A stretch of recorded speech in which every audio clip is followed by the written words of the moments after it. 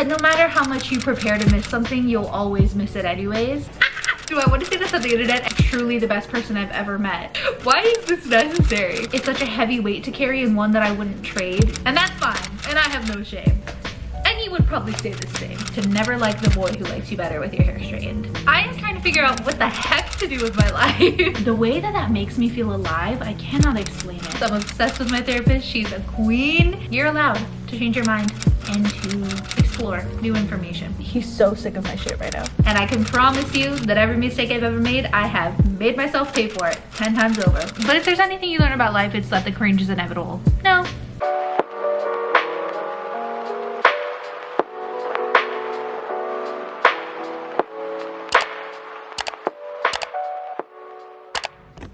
Hello, nice to see you here. I've been making videos on the internet for quite some time now, only the last few years of which you'll be able to find on this channel, because anything further back than that is a little bit too abrasive towards my ego. But I realized that I don't have a video on my channel introducing me to you, telling you who you're watching, telling you who I am, at least in the most simplistic form. I don't like that. I think we need to fix that. So today, not this box being dusty, okay. So today, we're gonna play a little game of We're Not Really Strangers. Originally, the concept for this video was a sleepover, nighttime, ambient lighting kind of situation, but that just isn't, I feel like chatting with you. So we're gonna do this now. I'm in my pajamas and it's 4:55 in the afternoon.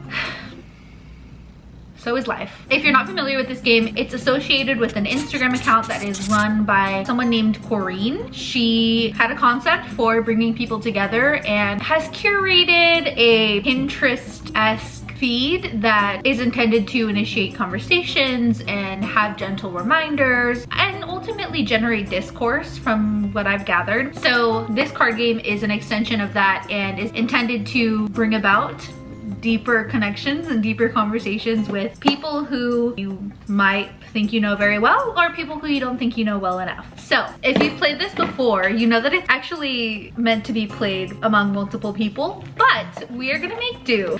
I just wanted a way to tell you about me without answering cliche questions like what my favorite color is. It's green, by the way. And we're already off to kind of a weak start because I have not even told you my name. This is a video that's supposed to introduce me to you. Will I ever stop being the most awkward person on the planet? I don't know. Anyways, hello. My name is Rosalie. I am 23 at the moment. What is there to tell you? I have a Scorpio sun, Aquarius moon, Aquarius rising, Libra Venus, Capricorn Mercury, if you're into that sort of thing. I was born in Southern California, but all of California I consider my home because I lived throughout it and moved quite a bit throughout my adolescence. I have a very special place in my heart for upstate California, specifically the Chico Bernie area, because that is where my sister lives and it was my safe place growing up. It was kind of like the one constant that I had and still go back to. The thing about California is that it's such a ginormous state and there's so much variety that when people have one static idea of what it's like or what the people are like, I'm like, tell me you've never been there without actually telling me you've never been there. I have a dog who is the absolute love of my life. She is a mix of sorts that has curly hair. She is supposedly a poodle pit bull mix, but I don't know how accurate that is. My partner adopted her before I met him. He found her on a Craigslist article, went to go take a look at this litter and decided to bring her home because she was the one that was hiding in the back. And on the way home, he tried to keep her in the passenger seat while he was driving, but she wouldn't stop crying. So he had to pick her up and hold her in his arm like this while he was driving the entire way home. And truly, they've been inseparable ever since. I also have a cat. His name is Eddie. My camera's about to die. This is the most awful time. I also have a cat. His name is Eddie Ettinger, named by the rescue that rescued him from Ettinger Avenue in Santa Ana, California. He was on the street with his litter mates and had an eye injury. He's very clever, that one, but he is the king of the apartment, I will say. And I can't picture my life without him. I can't believe I ever used to not be a cat person. Now I can't believe that people who are not cat people exist. It's always like that until you get your first cat. you never know what it's like until they change your life. Anyways, I come from an immigrant family that settled in South Central LA only one generation ago. I'm very proud of my culture and my heritage. By blood, I am Hispanic and El Salvadorian. I was adopted informally when I was about 13, and my adoptive parents have a really rich culture from their upbringings in Michoacan. So I feel really lucky to have a melting pot of love and culture to pull from as a reference point. I live with my partner, who I have been with for almost 5 years, which is absolutely insane to me. If you would have told me that I would be in a long-term relationship in my 20s when I was a teenager, I probably would have laughed at you. But it's crazy the way that he is truly the best person I've ever met, not only as a partner but just as a human being, and I feel so grateful to get to know him and to feel the warmth of his love. I don't feature him on this channel very much, but he's kind of always there. You know, you'll hear his voice, you'll know that I'm with him. It's just a part of my life that's sacred, and the last thing I want as the dramatic queen that I am is to be known for who I'm dating. So I just, yeah, it's for me. All these people think love is for show, but I would die for you in secret. Let's get into the game, shall we? I'm running out of things to say, and if you can't tell, I'm quite squirmy, so let's do it. I wish I could tell you this is a fun beverage, but it's water. Okay, we're gonna skip right into level 2. These are cute. I haven't played this in so long. Absolutely not. Okay, we've got some good ones. I put together a little deck of my own. Can you tell that I am not skilled in shuffling? That's a skill that my sister has that I did not inherit, but that's fine. She can shuffle well enough for the both of us. Can you tell that I'm really nervous? It's easier to be vulnerable with other people when you don't have to watch the footage back. Do you know what I mean? Let's start. Question number 1. Oh, what would your younger self not believe about your life today? So much. So much. I mean, especially because younger self is such a vague term. I mean, are we talking about my younger self from when I was an actual child, or from when I was a teenager, from when I was 18? I mean, I'm sure that everyone feels this way, but I truly feel like I have lived a million lives and I'm only 23. I guess I'll just go for some general ones. She would not believe that I live in Texas, that I am in a long-term relationship that is healthy. She would not believe that I haven't finished college yet. She would not believe that I worked in veterinary medicine. She would not believe that I ended up being adopted. She would not believe the course that my life has taken in general. Yeah, there's a lot of things that I don't think she could have predicted. Next one. What question are you trying to answer most in your life right now? Oh, that's an easy one. I am trying to figure out what the heck to do with my life. I definitely have a much better idea now than I did a year ago or 2 years ago. I have changed my mind so many times about the career that I want to have, and I think that is completely okay. We need to have such a more liberal discourse in society about trying things, changing your mind, experimenting, not putting so much pressure on your hobbies, amusing yourself, thinking to yourself, what would I be surprised to like? Let me give it a shot. I'm really excited. For the first time in a really long time, I feel excited about my future, and that's a good feeling. Yeah, I have some things, I have some ideas, I have some plans. Who knows what will manifest, but I trust that I'll be okay. I'll be fulfilled and I will make an impact. And that's all that I can ask for. I had a really, do I want to say this on the internet? I had a really exciting meeting today. Yesterday, I was talking to someone about it because they were asking me how I felt going into it. And I said, no matter how this goes, I'm already really proud of myself. And it's almost like I can feel the universe going, you're getting warmer, you're getting warmer. I'm really learning in this chapter of my life that it's in the daily details and it's in the journey, which is so unbelievably corny. And I used to be like, gag me when people would say that, but it is true. I feel excited, and I think there's a lot of joy in the fermentation process, if you will, for lack of better words. I feel like a pickled onion that's sitting in a jar, just ruminating, you know? And that's the most exciting part, because I don't want to be ready. I want to just sit in here cooking. I want to just keep getting tastier.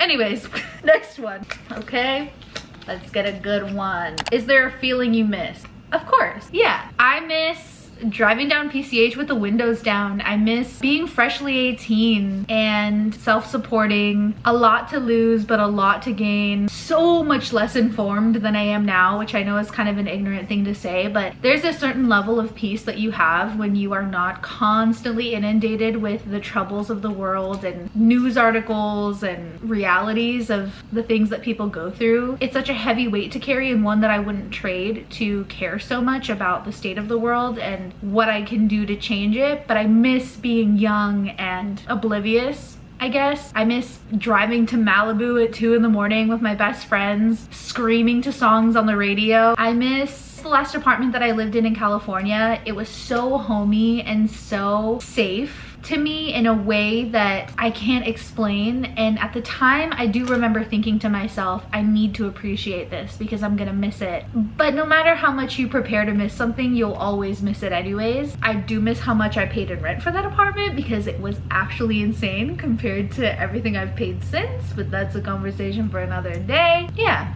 I miss a lot. I miss my senior year of high school. Honestly, I don't think that I would go back to high school for anything, but my senior year of high school was like my one good year of high school. I felt simultaneously the most confident I've ever felt, but also still incredibly insecure. I took a lot of chances. I committed myself to stepping outside of my comfort zone. I met a lot of people. I had so many different kinds of friends. There were a lot of beautiful parts in it, even though there was a lot of difficulty happening in my personal life.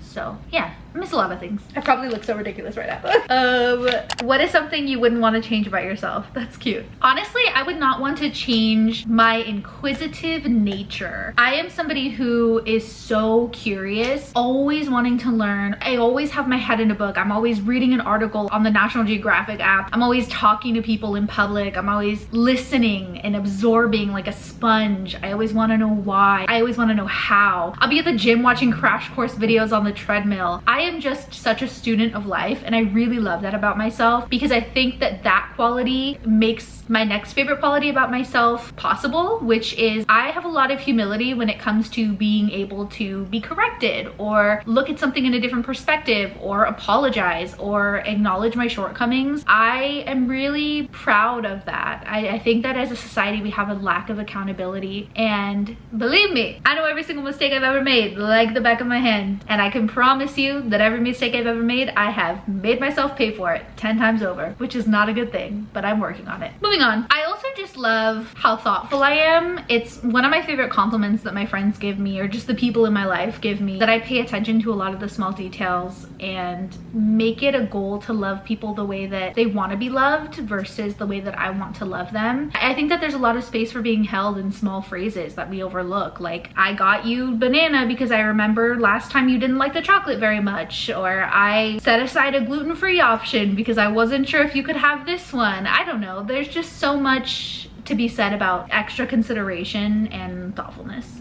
So yeah. What title would you give this chapter in your life? Taking my power back. Dun, dun, dun, dun. What lesson took you the longest to unlearn? I'm gonna go very analytical, Freudian, psychological.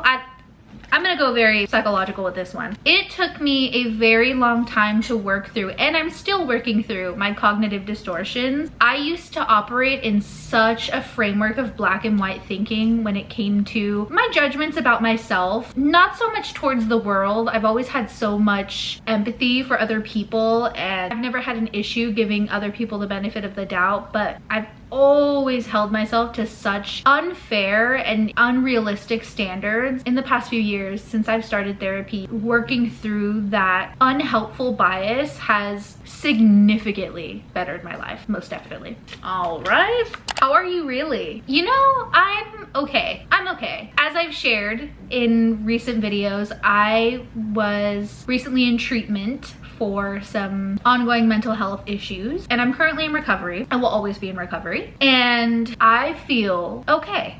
A common sentiment among people who are either going to be discharged or have been discharged or are just dealing with difficulties in general and have not been able to access treatment is the fear of getting better.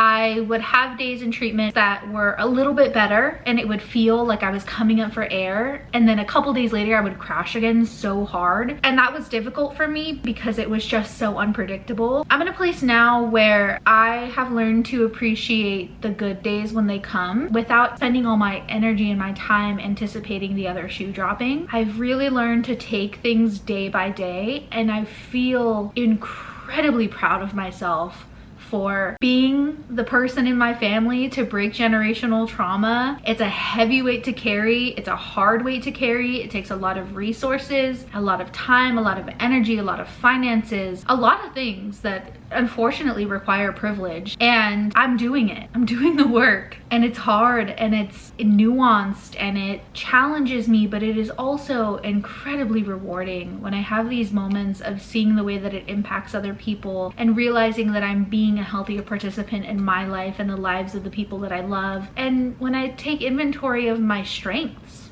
and everything that I've learned. Yeah, I think most of all, I just feel really proud of myself and I feel okay. What's been your happiest memory this past year? I'm actually gonna share a few because I think that there is a shortage of wholesome commentary on the internet. I have not posted on social media for over a year. And well, recently I've been posting on my close friend story, but that's like a few people and that literally just started a couple days ago. But it wasn't something, well, it was kind of intentional. It started as an aversion to it. I just, for the life of me, didn't want to, couldn't, would overthink it. And then I just slowly stopped doing it, and then it just became my norm to function without it. Anyways, that's not the point of this. But there's been so much that has happened in that time. I don't know if I can credit to being completely wonderful on their own, or if their beauty has been amplified by the fact that they were only mine and nobody knew about them. I don't know. And mind you, that doesn't include YouTube because YouTube doesn't really count. Like, nobody watches this YouTube channel, and that's fine with me. I honestly don't know what it would be like to have so many people watch my videos. I think that that would freak me out, honestly. And I just love this. There's a reason I've done it for like a decade and don't care that it's not some super successful thing. It's successful to me because it brings me joy. Anyways, the first thing that comes to mind is going to New Orleans last summer for my 4-year anniversary with my partner. I've been fortunate enough to go all over the United States, but honestly, I think that New Orleans is my favorite place in the country so far. But that's hard, you know? It's hard because I also love my home. I love California, but I feel like that doesn't count because that's where I'm from. So that's automatically a league of its own. I love New York City, but I have some qualms with New York City. Not about the city in particular, but more so just the way that it makes me feel. It can be very anxiety inducing, especially given its history of not being very safe on a global scale. That is absolutely terrifying to me, especially as somebody who lives with CPTSD. The hypervigilance in me, please. Anyways, this was supposed to be positive. New Orleans was so romantic, and I don't mean that in a romantic relationship sense. I'm talking about the kind of romance that makes life dreamy. You know, the architecture is beautiful. The culture is so diverse. There's so many different kinds of food, so many different languages that you hear walking down the street. The music, my goodness. Fun fact, perfect place for it because we are doing a get to know me video. I played percussion as like a child slash preteen. Percussion is basically any instrument in which you hit something either with your hand or with another item, but I primarily played the drums. So I have a special place in my heart for like a really good drum line or just a really good bit in a song. At the hotel that we stayed in, there was this boy who would play outside every single morning on painting buckets. The way that that makes me feel alive, I cannot explain it. Yeah, it's beautiful. It's a place of so much history. This could be a little bit of an overgeneralization, but from what I gathered going to museums and reading about it, it's a place that doesn't deny its history. It seems to really have learned from it. It's just, there's a place for everyone there. You know, you can go down Bourbon and party if that's what you want to do. You can go on ghost tours. You can drink absinthe in a medieval bar. You can kayak with alligators. You can go to a drag show. You can do whatever you want to do. It's a cool place. It's a really cool place. I don't love what the humidity does to my hair, but that's a different story. I also have loved the friendships that I've cultivated over the past year. I have a few friendships that I've had for what feels like my entire life that have just gotten stronger. And one of my best friends I met when I moved here almost 2 years ago now. And throughout this past year, we got really, really close. We had so many evenings just sitting on the sky deck and drinking glasses of wine, chatting, eating cheese, giggling until it was completely dark out. And those are the moments, you know, those are the moments. Dancing in a little gay bar. Yeah, those are the moments. Oh my gosh, meeting my niece, meeting her, getting to know her, spending time with her in the backyard and watching her learn, watching her grow, reading to her, watching her start to walk. Becoming a tia has been an added layer to my identity that is so fulfilling. And I get to just keep doing it. Like, I just get to keep doing it for the rest of her life. It's so exciting. I love her so much. We went on a family vacation last summer with my partner's family to Galveston, which was so much fun and so wholesome. Yeah, there's been quite a few. When was the last time you surprised yourself? In therapy. In therapy, for sure. Probably like 2 days ago. Has a stranger ever changed your life? Yeah, most definitely. I am a firm believer that nobody is ever self-made. We owe so much of who we are to the communities that build us and the people who give us our first job, the neighbors who give us a ride to school, the friends who give us some of their lunch, the people who let us sleep on their couch. I mean, there's just so much to be said about acts of kindness and how long you remember them and how long they stay with you. I have a long history of people to thank for their moments of kindness towards me, a lot of which I would not have been able to survive without, if I'm being honest. If we are all adults walking each other home, as Dolly Alderton says, I would just like to imagine that I am a warm hand to hold and, you know, acting as a domino that hits the next one and then the next one and the next one. Okay, have you changed your mind about anything recently? Yes, all the time. Always changing my mind. It's kind of inevitable. I mean, you grow, you get access to new information, you learn, you correct yourself. I think one of the most beautiful phrases in the English language is, I never thought about it like that. There's a lot of power in being willing to admit that you were wrong, or that you simply didn't know, or that you did the best you could with what you had at the time. You're allowed to change your mind and to explore new information. Oh, we're running out of cards. What do you crave more of?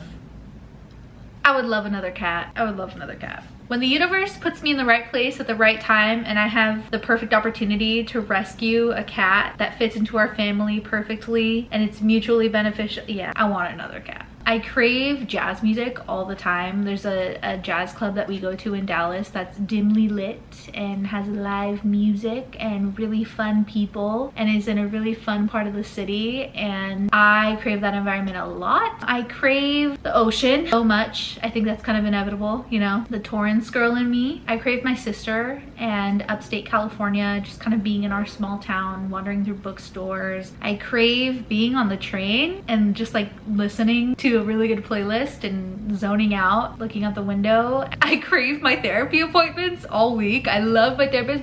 If you are new here, you already know this. I'm obsessed with my therapist. She's a queen. I miss her the second I leave. I crave belly laughs. I crave enchiladas verdes all the time. Oh, now that we're talking about food. Anyways, I crave a lot of things.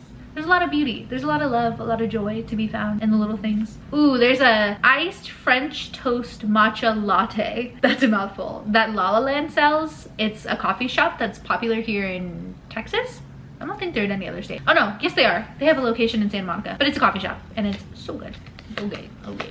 Describe your perfect day. Gosh, that is so hard. I feel like I have at least 10 perfect days. Okay, we used to drive down to San Diego, stop at Better Buzz for a hazelnut divinity iced coffee and some acai bowls. We would pull up at our favorite beach that was kind of secluded, so I won't drop the name, and literally just run into the ocean all day for hours. And you know that feeling when you are running in and out of the water and you're so out of breath, you come and just grab a fistful of watermelon, you run right back in, your cheeks are red, your hair is a mess. Oh my gosh. Ugh, I miss the ocean. A concert, I love a concert. Concerts are like one of the things that make me feel the most alive. A day in a national park, any national park, literally at all, but preferably Lassen or Great Smokies or Yosemite.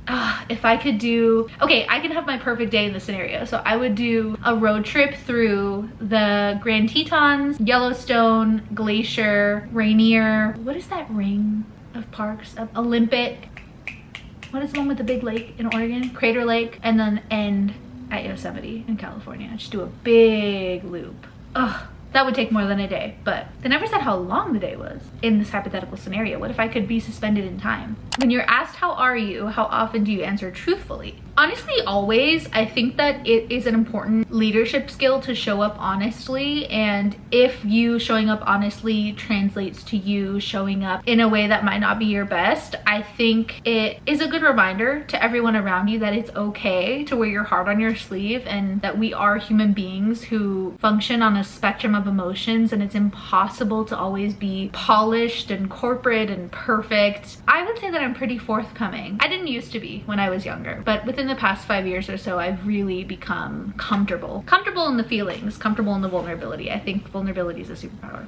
Last card. Okay, what is this? What has been your earliest recollection of happiness? That's cute. I remember one Christmas when I was maybe 4. I had to be really young because we still lived in my first home. I remember coming out on Christmas morning and being a little bit stunned because I didn't see anything under the tree, and then turning around and seeing that behind me up against the wall, there was an entire kitchenette set up for me with little fake plates and food and teapots, and that was magical at the time. I'll never forget that. Maybe that's why I'm such a Christmas girl. Maybe that's why I'm so festive. I don't know. We've answered quite a few. I kind of want to keep going, but I know this video is probably incredibly long. Let's do some rapid fire fun facts. I'm really bad at these. I have one tattoo. It's a Saturn planet. It's representative of the fact that Saturn is the ruling planet of Capricorn, and 2 of the most important people in my life are Capricorns, one of them being my sister, who took over legal guardianship of me at an age that she was much too young to have to do so, and really transformed my life and did a beautiful job being thrown into the circumstances. So she lives on my body now as an homage to her and her dedication to me. I don't know who I'd be without her. I have naturally curly hair, clearly, but I didn't actually wear my hair like this in its natural state until I was like 17. I used to wear it like this when I was a child and I was too young to have any serious societal conditioning, but when I was old enough to start being perceptive of the fact that everyone around me adhered to more European beauty standards, I put myself through a lot of years of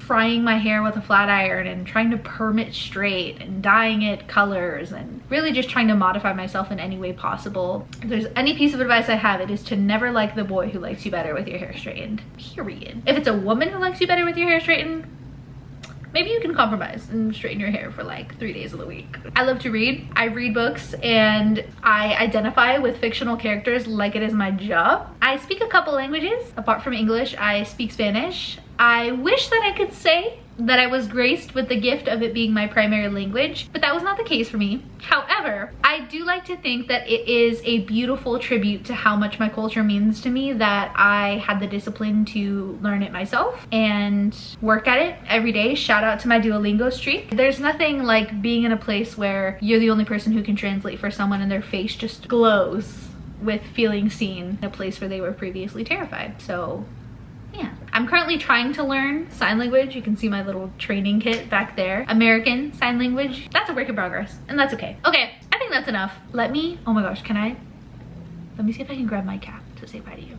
Hold on. Can you say bye, Eddie? Look, who is that?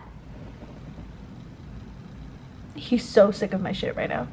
He was asleep. He was knocked out. Look, Eddie. Good boy. Okay, he's not with it. Cover my son's ears. I will see you guys in my next video. Thank you for being here. This is arguably the most egotistical video I've ever filmed, but I felt that it was necessary. This whispering is making me uncomfortable. See you soon. Okay, the kitten is gone. The whispering was a little weird for me. Thank you for being here. Thank you for listening. Thank you for caring. Thank you for existing. I'm excited to see how differently I answer these questions 6 months from now, 2 years from now, 5 years from now, when I'm looking back on this video. Like, why did I put such a god-awful embarrassing video on the internet in my 20s? Can't wait. Can't wait. But if there's anything you learn about life, it's that the cringe is inevitable. No. Anyway. Anyway, I will see you in my next one. I love doing this. I love creating. I love sharing. I love connecting. I'm sure you've heard of this game prior to this, but if you are curious, I will leave their Instagram and the game linked below. They have a lot of different variations now for like couples and like a self-reflection kit, which probably would have been better for this, but you know. Yeah. We'll talk soon. Bye. It was late at night. You tossed and turned.